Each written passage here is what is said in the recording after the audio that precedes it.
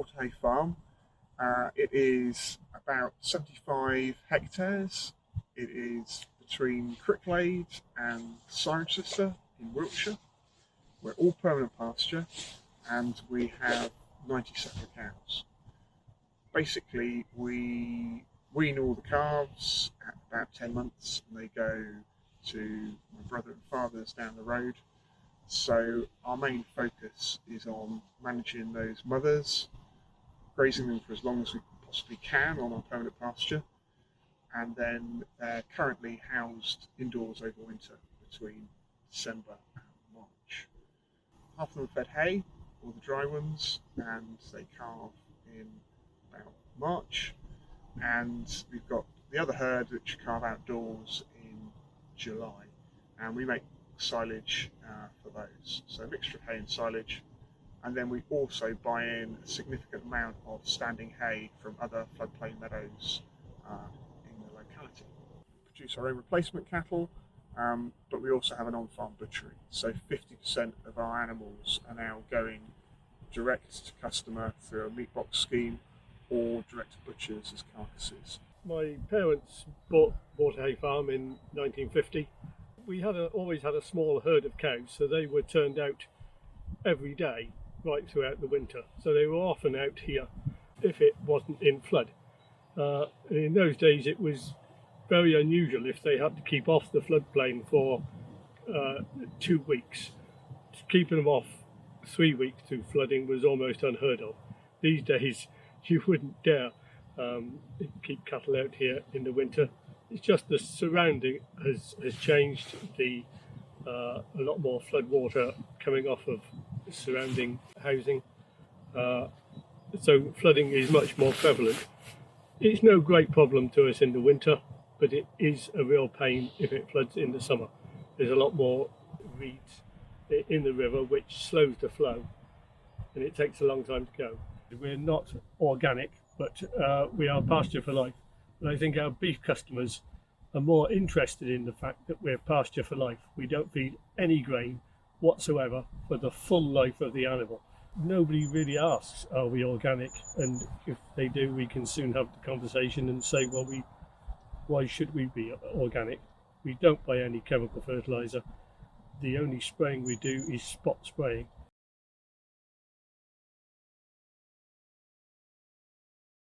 We've got through gravel, and then we've got between very little and up to 65 centimetres of more of a clay soil on the top. We've had some soil sampling done by Rothamsted, and they did some multi-level or multi-depth soil sampling, and this showed that in the top 10 centimetres it was 23% soil organic matter, and at the next level down, so the 10 to 25 centimetres, it was 17% soil organic matter.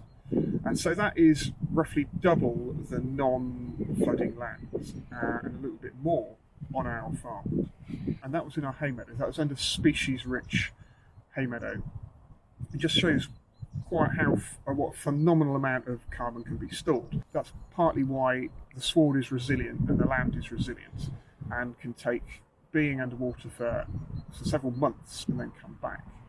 But I would like to have some soil sampling done across the whole farm to have a proper baseline so that I can use things like Farm Carbon Toolkit and really get into that in some detail.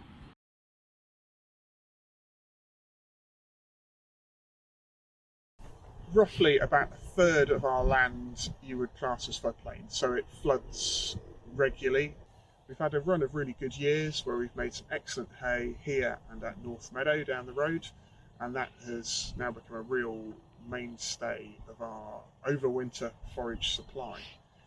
They are also quite useful for grazing, so the one we're stood in here, we would graze between 2 and 4 times a year depending on the season, and it can be a really useful area, but it can burn up in the summer and produce very little. Can also go in the water and be inaccessible. But we are fairly highly stocked, so it is a very useful part of the grazing system. We did used to make this into hay. I've baled lots of hay out here over the years, but we haven't cut it for hay for the last 25 years probably, just because it's so risky. You get a nice crop of grass and then suddenly you get a flood in June or July and you've lost a crop. So we've gone on to grazing it. What has made that so much easier over the last 4 or 5 years is that we now mob graze. We can use electric fences to first grazing round in perhaps May. We can just graze the driest parts. We might only graze a third of it. And the second time round we can perhaps graze 2/3 of it, and perhaps the third time round you might be able to graze it all. But we may be able to graze it all in May, but it's very unpredictable, so you've got to be flexible. I think flexibility is the key with managing any floodplain. I don't think we get as much nutrients down from upstream as we used to, and I hope that is because farmers upstream are not letting so much silt into the river. The hay meadow that we have works very, very well. Only some of that floods, a third of that probably floods, maybe half. On this field, I think we would miss the grazing. We would have to have a good payment to persuade us, I think, to turn this into another hay meadow, because we wouldn't then have that spring grazing.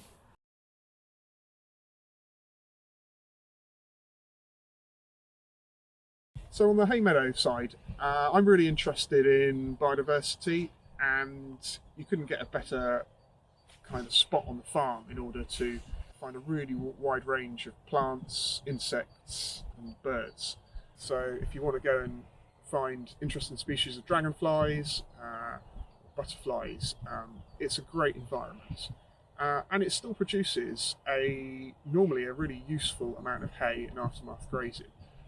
So it is a really good blend of environment and productivity.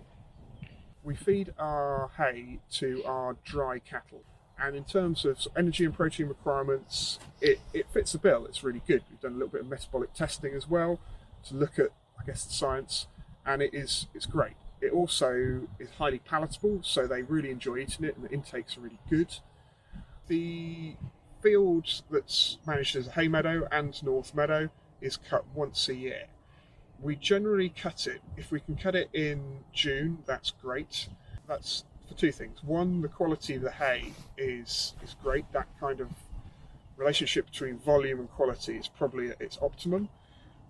And secondly, because of the amount of flooding and the amount of nutrients deposited, we're actually getting a lot of nutrients off that field, which means that it doesn't turn into a grass-dominated, poorer botanical species mix, and that's really key. And so that the whole way that biodiversity is sustained is by removing large amounts of nutrients.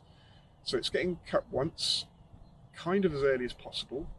However, that is not great for insects. So if you were focused on insects, you would leave it probably till September. So there's always a bit of a trade-off. However, there are other areas of long grass around the farm. Try and leave a little bit of a margin, but actually our hay meadow here and north meadow, the botany is the #1 priority. And we get a little bit of help from Natural England and Floodplains Meadow Partnership in those timings. For cutting periods, I think Natural England are a bit more relaxed. They used to say no cutting before 15th of July, but they are much more relaxed now on areas that are mostly interested in the biodiversity to cut in end of June, if you like, and there will be those years that naturally prevent us from cutting then, and we won't be able to cut till second half of July. So you will get a good balance. One year we had a dump of silt that set, it looked like Mars, like red silt, and it almost set like concrete. And we had one flatillary flower through it.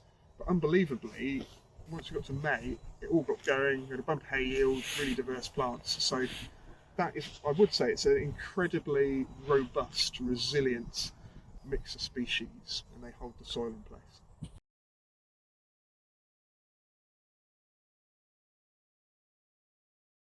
In terms of agri-environment schemes, the 3 hectares of floodplain hay meadow is in HLS and has been for 10 years.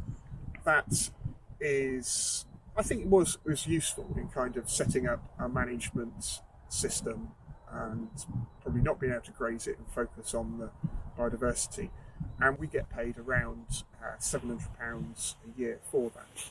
It's really great from a biodiversity point of view. It also got us experienced in dealing with a species-rich floodplain meadow, which then meant when we moved on to North Meadow making hay about 4 years ago, I think we knew what we were likely to get and what was going on. So I think that's been the main benefit from HLS. The financial side is nice, but a very small drop in the ocean, really. We had a 10-year agreement, so the grazing land is an entry-level sort of low input, which is a very small payment, but I guess adds up. We've just signed up to a 5-year extension, which we were offered, so we've got full flexibility to change into other schemes.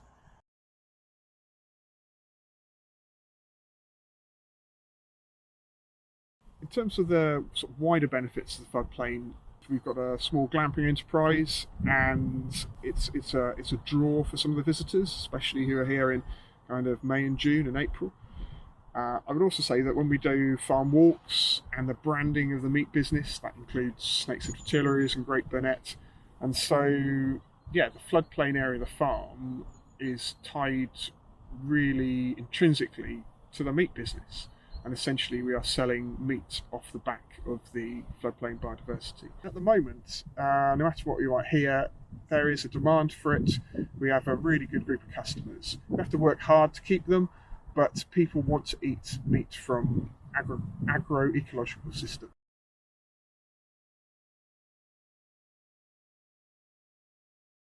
The floodplain meadow is fairly resilient. However, there are some quite major challenges. We've got building developments not too far away. We've got application in at the moment, our neighbours, for gravel extraction that will be right up to the edge of the river on the opposite bank. So there are things like that coming along that could have a direct physical challenge on the water levels and the hydrology. Probably the biggest challenge, I think, is actually the economics of keeping the suckler cow, and that is difficult. And there's a big trend nowadays towards people looking at keeping cows out in the winter, which saves a lot of money. And so how you integrate that into farms that have floodplain meadows takes quite a lot of thinking about. So I'm very interested in whether there's deals we can do with people perhaps on the edge of the Cotswolds, where our cows spend some time not here in the winter, perhaps utilising cover crops, and perhaps utilising floodplain meadow hay in things called bale pods. And that would be a really very major change for us to go into that. But it's something we have to look at seriously, because if we take a hard-nosed approach, our overwintering system is economically not viable once BPS is gone.